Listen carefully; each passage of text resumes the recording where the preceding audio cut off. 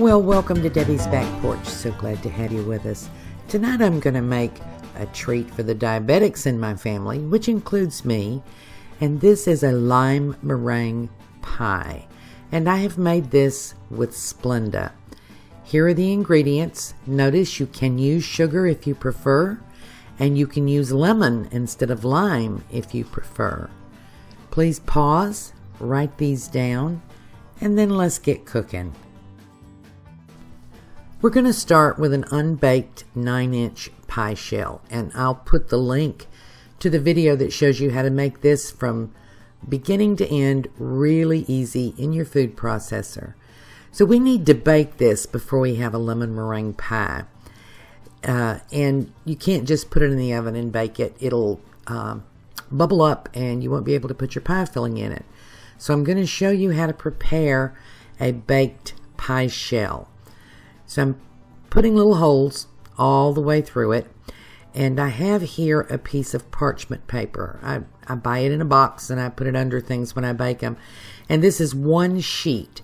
So I just fold it into quarters and I'm going to cut this so that it'll fit my pie plate with a little left over. Because what we need to do is put some weight on this pie shell to keep it from buckling up as it bakes, because otherwise it will and it just won't be pretty. So let's test this size. You can use aluminum foil. I just like to use the parchment paper, and it's going to fit, so we're going to spread it out, and I'm going to use just a tiny bit of olive oil to keep it from sticking to my pie crust. You can use Pam if you use Pam. I don't use Pam. And I'm just going to spread it out here, and this will keep it from sticking and keep my crust pretty. Then we'll fit this oiled side down over the crust, kind of spread it out a little bit. It won't stay until you put the weights in it. And we're going to use beans for weights, just regular old beans, and when I'm done with them after this is baked, I'll put them in a special bag and use them over and over and over again. You can also buy pie weights that are ceramic, or you can use rice. I've just never really had a lot of luck with rice. You know, the rice will kind of pop out on your stove, or some rice will. So we just want to fill this up enough that the weight will hold the paper into the corners. So just spread it out, and don't be shy. Use as many as you need. Now my oven is heating to 425. And I'm going to set this in the oven at 425 for 15 minutes. And that should give us just a little browning around the edges. I'll be back. And this is what we have. I turned my oven immediately down to 350. And this is considered a partially baked pie crust. There's still some moisture in it. 10 more minutes at 350. As soon as it comes out while it's still hot, after the 10 minutes, I'm going to beat up an egg white with just a tiny little bit of salt in it. And we're going to use this to seal the crust. And that'll keep it from getting soggy, and it'll keep the pie filling from going down through any little holes that we put in here, little air holes. So cover it well all the way around, and especially be sure to get the edges, because this crust is going to go back in the oven one more time. And you don't want your edges to get all burnt and crispy. And sealing it with the egg white is going to help it stay pretty through the whole process. Now you can do this part the day before if you want to. Just make sure it's thoroughly cooled and then wrapped in plastic. Then you can refrigerate it. Now to our filling, and this is the easiest filling ever. That's 1.5 cups Splenda. This is a filling where you don't do a separate step with the eggs, and it just turns out great. This is a 1/4 cup cornstarch, and I don't know about you, but tempering the eggs and everything, that adds an extra step that I thought was necessary. But when I found this recipe, I realized, well, it really isn't. So I'm just going to mix those together, and I'm going to add 1 3/4 cup hot water, tap water, not boiling, but your hot tap water, and that'll help dissolve the cornstarch and the Splenda so much easier. and just whisk that up really good. And it works best if you add the water kind of slowly. And you do, by the way, want to use a very heavy bottom pan, either stainless steel or this is enameled cast iron. Now I'm going to add my 4 beaten eggs, and take note, I do not have the heat on yet. This is all just the warmth of the tap water, so I don't have to worry about tempering the eggs. They're not going to curdle, they're not going to cook. And, you know, I just hate it when you get scrambled eggs when what you wanted was a pie. So we're going to beat that in really well, and as soon as I get it mixed together, I'm going to turn my heat on medium. And this is not going to take long once you turn the heat on, but just be prepared. You can't walk away. I'm adding in just about 1/8 of a teaspoonful of salt, and I'm whisking, and you don't have to stir it this hard the whole time, but you do have to stir it the whole time. And I'm using a silicone whisk. And you'll see a little foaming. Don't worry about that. We'll take care of that as we go through the process. But you can see it starting to thicken, and that took about 2 to 3 minutes. But you see right there, you're getting the thickening. And I'm going to stir it really well. I've turned my heat down to low. As soon as it started to thicken, I turned the heat down to low. And I'm folding in and beating that foam in. And I want you to look at that nice smooth pie filling. There's no flavor to it yet, but it already smells and looks wonderful. So just keep stirring. We're on low heat. Then we're going to turn the heat off and whip in our juice. This is a 1/2 cup of lime juice. You can use lemon juice. I'm using lime because they were a dozen for $1, and lemons were 39 cents a piece. So this is a lime pie. So just whip that in really well. No heat right now. We're just beating it up. And as soon as the juice is incorporated in, I'm going to add just a little zest. This is the zest from 1 lime. It's maybe a 1/4 teaspoonful. You can add more if you like. That's enough for me. And we'll stir that in. And then I'm going to stir in 2 tablespoons full of butter that I've cut into tiny little chunks and incorporate that in. Now, as soon as I get that stirred in well, I'm going to turn the heat back on and bring it back up to a bubble because I want it to be hot when I get ready to put the meringue on. And there is a reason for that. Our meringue is going to be raw eggs, and we will cook it, but it'll be kind of thick. And if you put the meringue on a cold pie, it may not cook enough, and it'll weep and make liquid between your meringue and your pie. So hot pie filling is what you want to have. So see the texture of that.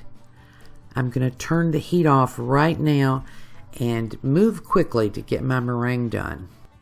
So here are the 4 egg whites, and I'm going to put in a pinch, about 1/8 to 1/4 of a teaspoonful of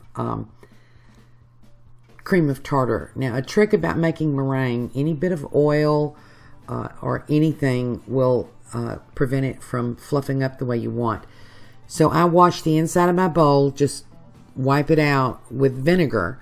And I wash my hands really good before I start. And I rarely have meringue fail, even making it with Splenda. And I promise you, making it with Splenda is a little bit different, and you get a little bit different results. But for those of us who just can't eat sugar, it's really nice to have a meringue. So vinegar on the beaters in the bowl, in your hands. And oh yes, 1/4 teaspoonful of salt. And I started this at a low speed and gradually moved it up. And in about a minute, maybe a minute and a half, you'll see it start to thicken up. You'll see it turn white. And we're very close to the stiff peaks that we want. So let's check it. It's not done, but I just want to show it to you. So there's a peak, but when you touch it, it's not stiff. It just falls right off. So we're going to beat it just a little bit more. And I'll let you look. You can see the trails, sort of the folds that the meringue is leaving, that the beater is leaving in the meringue. And you want to watch for that and beat it like that for about 15 to 20 seconds. You don't want to overbeat it. So if you have to check it 2 or 3 times to see if you've got the nice firm peaks, then do that. But we're just about there. So I'll show you that, and let me show you this. So see, the peak stays. It'll stand up. When you, let me flip this over. See, it stands up by itself. And that's exactly where you want to be. So now we're going to incorporate our 1/4 cup of Splenda. I've got this on a little bit lower heat to start with, and I'm adding the Splenda slowly. And you can use sugar. It works just exactly the same way, although your finished texture will be just a little different. Splenda meringue will be a little stiffer, but it will also shrink a little more as you're cooking. But I'll show you how to handle that. And you know, I forgot to get it on film. I put about a 1/2 teaspoonful of vanilla extract in here right after I added the Splenda. And that's optional, up to you. Not everybody adds it. We're ready to put our pie together. So now we're going to pour our still hot pie filling into the baked crust, the baked shell. Excuse me, I'm a little clumsy with this, working around the camera, trying to show you. I actually reach around the camera to do this stuff, so sometimes that's a little awkward. But we'll get it all in and then just smooth it out. It's still good and hot and ready for the meringue. Now I use 2 spoons. I put a spoonful on and scoop it out with the other. And at this point, the most important thing is to make sure that you push that meringue right up to the crust until you see it attach. And remember, we use the egg, and that's going to help the meringue attached to the crust. And you want to do this even if you used sugar, but it's especially important if you use Splenda, because Splenda, a Splenda meringue will shrink. And it will pull away from the crust if you don't do this very carefully and make sure that it's sealed all the way around. That pulling away from the crust also causes weeping. And once we have it sealed all the way around, we'll just put the rest of the meringue right here in the middle, and then we'll spread it out. And you know, you can make any kind of design you want.